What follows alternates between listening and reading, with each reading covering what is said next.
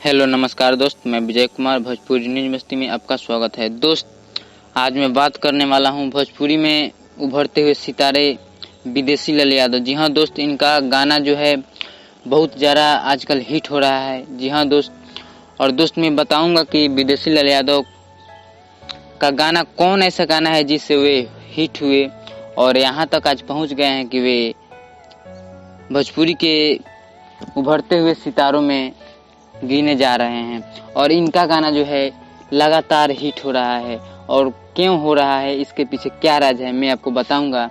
और दोस्त, इनके लाइफ का शुरुआत कैसे हुई, किस गाने ने इनका लाइफ बदला, तो दोस्त इस वीडियो में आपको पूरा जानकारी मिलेगा विदेशी लाल यादव जी का।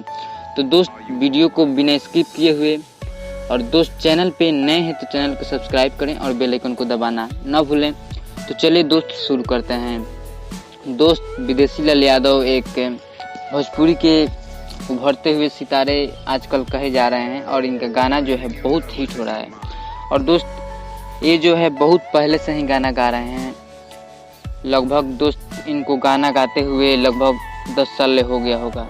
2010-11 से गाना ये गा रहे हैं, छोटे से ही। और दोस्त मैं बता दूं कि इनका गाना जो ट्रेंडिंग में आया, जो पब्लिक में आया और जो दर्शकों का प्यार मिला, वो गाना था 2017 में गाए हुए थे, तोहरा आँखिया के काजल हमार जान ले गई। दोस्त, आप इस गाने को सुन भी सकते हैं, लीजिए सुनिए।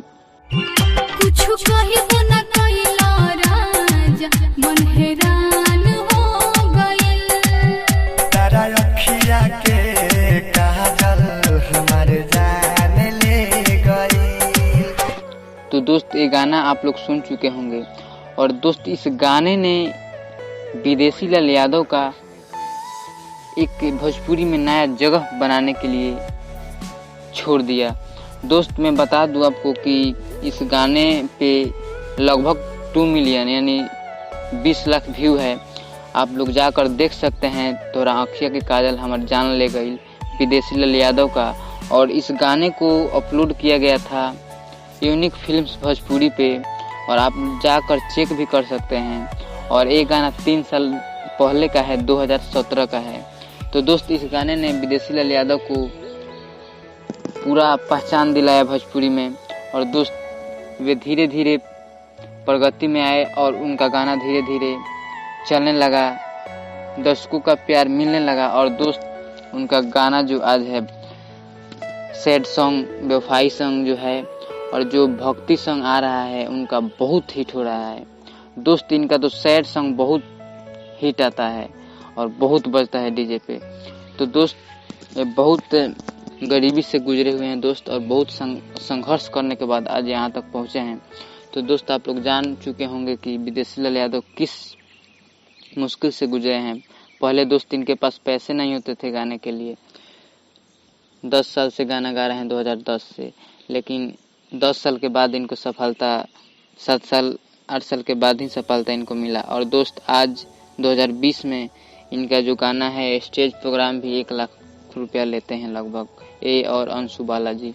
और दोस्त मैं बता दूं कि इनका गाना जो आता है अंशु बालाजी के साथ आता है।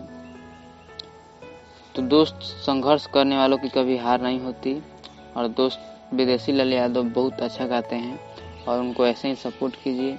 और दोस्त, ऐसे ही चाहते हैं किसी भी सिंगर के बारे में तो मुझे कमेंट करें कि मैं किस सिंगर के बारे में वीडियो बनाऊं, तो आप कमेंट कर सकते हैं। और दोस्त, वीडियो को लाइक जरूर करें, और अभी तक चैनल को सब्सक्राइब नहीं किए हैं तो दोस्त चैनल को सब्सक्राइब करें और बेल आइकन को दबाना न भूलें। तो दोस्त, फिर मिलते हैं अगले वीडियो में, तब तक के लिए धन्यवाद।